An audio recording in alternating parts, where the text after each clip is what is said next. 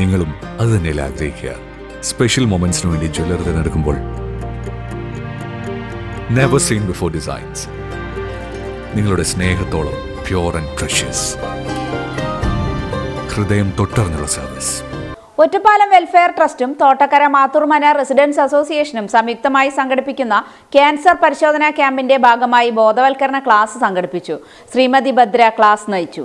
Ottapalam welfare ട്രസ്റ്റും Thottakkara Mathoormana residence അസോസിയേഷനും സംയുക്തമായി സംഘടിപ്പിച്ച ക്യാൻസർ പരിശോധനാ ക്യാമ്പ് ശ്രീമതി ഭദ്ര ബോധവൽക്കരണ ക്ലാസ് എടുക്കും. ക്യാൻസർ പരിശോധനാ ക്യാമ്പ് ചൊവ്വാഴ്ചയാണ്. ലാബ് സൗകര്യവും പ്രശസ്ത ഡോക്ടർമാരുടെ സേവനവും ഉണ്ടായിരിക്കുന്നതാണ്.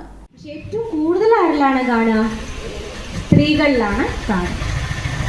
പണ്ട് കാലത്ത് അല്ലെങ്കിൽ ക്യാൻസർ എന്ന് പറയുന്ന കൂടുതലായിട്ട് കണ്ടുവരാൻ തുടങ്ങിയ സമയത്ത് സ്തനാർബുദം വന്നു കഴിഞ്ഞാൽ എങ്ങനെയായിരുന്നു ചികിത്സിച്ചിരുന്നത്? ആ സ്തനം മുഴുവനായും മുറിച്ചു മാറ്റിയിട്ടാണ് ചികിത്സിച്ചിരുന്നത്. പക്ഷേ ഇന്നത്തെ കാലത്ത് സാങ്കേതികവിദ്യ അത്രയും മുന്നോട്ട് പോയി. അതിൻ്റെ ഭാഗമായിട്ട് ബ്രസ്റ്റിൽ എവിടെയാണ് ആ മുഴയുള്ള അല്ലെങ്കിൽ ആ ബുദ്ധിമുട്ടുള്ളത് അത് അവിടെ മാത്രം നീക്കിക്കൊണ്ട് ബ്രസ്റ്റ് മുഴുവനായി നീക്കം ചെയ്യാതെ നമുക്ക് എന്ത് ചെയ്യാൻ പറ്റുന്നുണ്ട്? സ്തനാർബുദം ചികിത്സിച്ച് മാറ്റാൻ പറ്റുന്നുണ്ട്.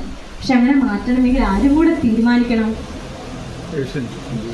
നമ്മൾ തീരുമാനിക്കണം, പേഷ്യൻ്റ് അല്ല, സാധാരണക്കാരൻ തീരുമാനിക്കണം. എനിക്ക് വരാം എന്നുള്ള ചിന്ത നമുക്ക് എല്ലാവരും നമ്മൾ പ്രാർത്ഥിക്കാം. ദൈവം പകുതി ചെയ്തോട്ടെ അല്ലേ? ദൈവം നമ്മുടെ പ്രാർത്ഥന കേട്ട് നമുക്ക് തരാതിരിക്കട്ടെ. പക്ഷേ ഇപ്പോൾ ഗംഗാധര ഡോക്ടർക്ക് എങ്ങനെ പറയാച്ചാ, എനിക്ക് ക്യാൻസർ വരരുതേ എന്നല്ല നമ്മൾ പ്രാർത്ഥിക്കേണ്ടത്. എന്താ പ്രാർത്ഥിക്കേണ്ടത്?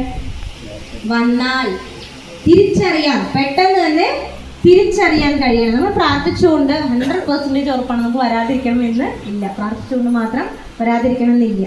നമ്മളെപ്പോഴും ഭയമല്ല അല്ലെങ്കിൽ പ്രാർത്ഥനയല്ല ക്യാൻസറിൻ്റെ മുതൽക്കൂട്ട് എന്ന് പറയുന്നത്. എന്താണ്? കരുതലാണ്.